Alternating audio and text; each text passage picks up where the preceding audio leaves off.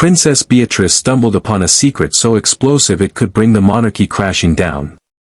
Queen Camilla, cloaked in shadows, held a clandestine meeting with Parliament, a move hidden even from King Charles himself.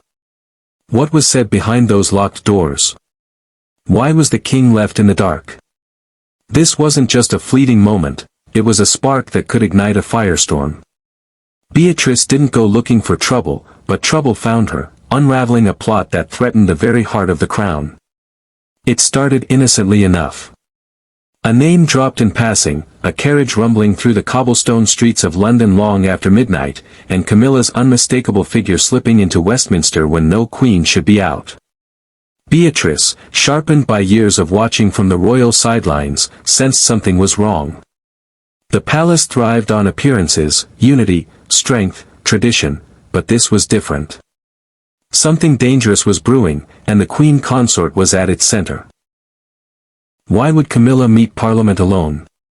Why keep it from Charles, her husband and king? The monarchy was a carefully staged performance, yet here was Camilla, sidestepping protocol, carving a secret path through the corridors of power. Beatrice's gut churned with suspicion. Was this ambition? Desperation? Or something darker? The more she pieced together, snippets of hushed conversations, missing aids, subtle glances, the clearer it became. Camilla wasn't playing the loyal consort. She was building an empire of her own, and the crown itself was her prize. King Charles, frail from illness and weighed down by the throne, was fading. Camilla, however, was sharp, calculating, and unstoppable. Beatrice saw the imbalance and feared betrayal. Parliament, once a ceremonial ally, now seemed entangled in Camilla's web. Were they complicit, or had they been seduced by her promises? Either way, the stakes were staggering. If Parliament backed Camilla, it could upend the monarchy and threaten Prince William's rightful path to the throne. Tradition, bloodlines, and centuries of legacy hung in the balance, all because of one woman's hunger for power. Beatrice's discovery wasn't just a scandal, it was a ticking bomb. She'd grown up in a world of secrets, trained to smile for the cameras and bury uncomfortable truths. But this was bigger.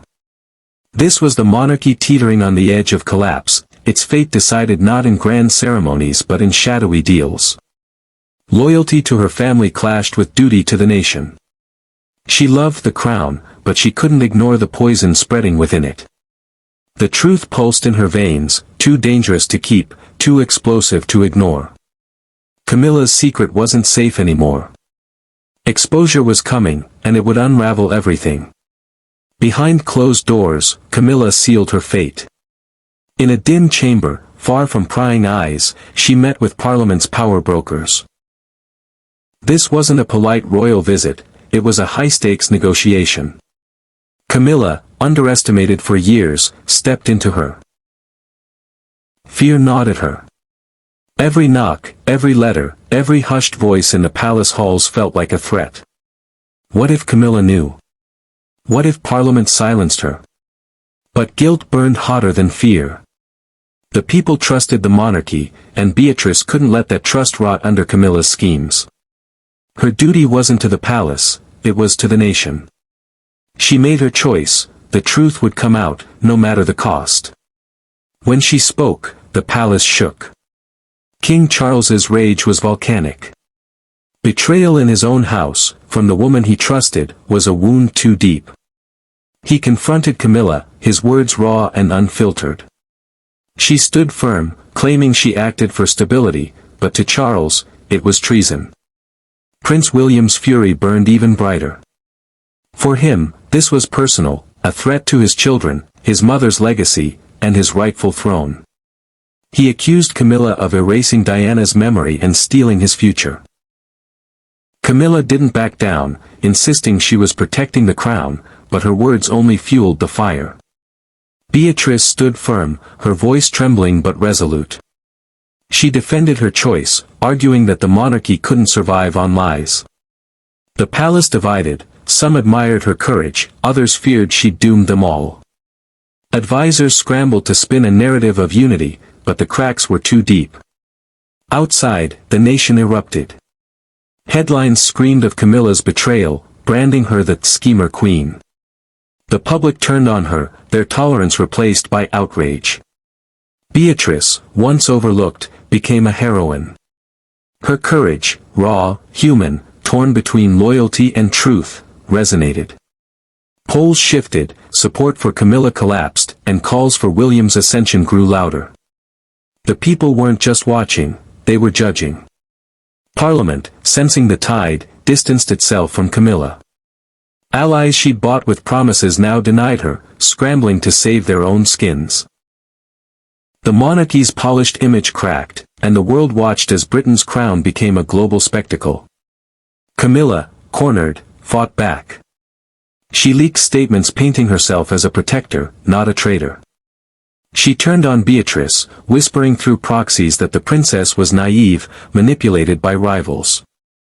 Threats surfaced, rumors of Beatrice's reputation being dragged through the mud. But Princess Anne stepped in, a quiet force shielding her niece. With Anne's strength, Beatrice stood taller. Then came the final blow, a hidden document. Buried in confidential files, it was Camilla's downfall. Written in her hand, signed by her allies, it detailed her promises, power, titles, influence, all to secure her dominance. It wasn't gossip, it was proof. Beatrice, trembling, handed it to Anne. When it leaked, the palace reeled. The press tore into Camilla, her defenses crumbling. The monarchy's heart was laid bare, betrayed from within. Beatrice spoke to the nation, not with vengeance but with resolve. She wasn't destroying her family, she was saving the crown. The public cheered, hailing her as a defender of truth. Why?